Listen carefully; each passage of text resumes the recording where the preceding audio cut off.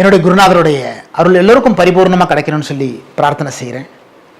இன்றைக்கி பார்த்தோம்னா நம்முடைய குழந்தைகள் பார்த்தோம்னா ரொம்ப கோவப்படுறாங்க. என் குழந்தை ரொம்ப பிடிவாதமாக இருக்கிறான், அடம் பிடிக்கிறான், சொல் பேச்சே கேட்க மாட்டேங்கிறான் இப்படின்னு நிறைய பேரண்ட்ஸ் கம்ப்ளைண்ட் பண்ணுறதை நம்ம பார்க்குறோம். ஸோ இதுக்கெல்லாம் காரணம் என்ன அப்படின்னு பார்த்தோம்னா அந்த ஜெஸ்டேஷனல் டைம் நான் திருப்பி சொல்கிறேன். ஆக நம்ம அம்மா குடும்பத்தில் பயங்கரமாக சண்டை போட்டிருக்கலாம். ஸோ சண்டை போட்டிருந்தாங்கன்னா அந்த குழந்தை பிறந்து வளரப்போகும்போது அம்மாக்கிட்டையும் அப்பாக்கிட்டையும் ஒபீடியண்ட்டாக இருக்கவே இருக்காது. அம்மா அப்பா கிட்டே சண்டை போடக்கூடிய ஒரு சூழ்நிலையை தான் உருவாக்கும். இதே ஒரு 20 வருஷம் 30 வருஷத்துக்கு முன்னாடி ஒரு குழந்தையை ஒரு அம்மா உருவாக்குறாங்கனாக்கா இப்படி தான் இருக்கணுங்கிற ஒரு கட்டாயத்தில் அன்னைக்கு இருந்துச்சு. குழந்தை உருவாகுச்சு.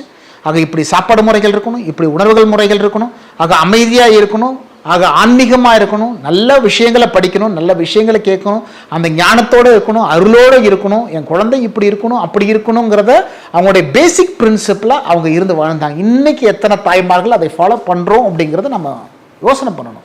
ஸோ இதையெல்லாம் ஃபாலோ பண்ணாமல் குடும்பத்தில் நடக்கக்கூடிய சண்டைகள், பிரச்சனைகள், அதனால் வரக்கூடிய டென்ஷன், ஸ்ட்ரெஸ் இது என்னவாகுது, இந்த குழந்தையினுடைய மூளையில் போய் என்ன பண்ணுது, நல்ல ஹார்மோனை ஸ்டிமுலேட் பண்ணுறதுக்கு பதில் பேட் ஹார்மோன்ஸை ஸ்டிமுலேட் பண்ணி விட்டுடுது. அதனால் உங்களுடைய ப்ராடக்ட், உங்களுடைய குழந்தை ஆரோக்கியமாக வாழ செய்யணும், 100 வருஷம் வாழ செய்யணும், அவனை ஒரு பெரிய ஒரு தத்துவ ஞானியாக சமுதாயத்தை நல்வழிப்படுத்த குழந்தையாக நீங்கள் உருவாக்கணும்னா என்ன பண்ணணும், அந்த ஜெஸ்டேஷன் டைம்லேயே கருவில் இருக்கக்கூடிய அந்த நேரத்திலே நாம் என்ன பண்ணணும், அந்த பேராற்றலை எடுத்து என் குழந்தை இப்படி வரணும்னு நினைக்கணும். அதனால் பெற்றோர்கள் ஒரு அற்புதமான குழந்தையை நாம் உருவாக்குறோம்.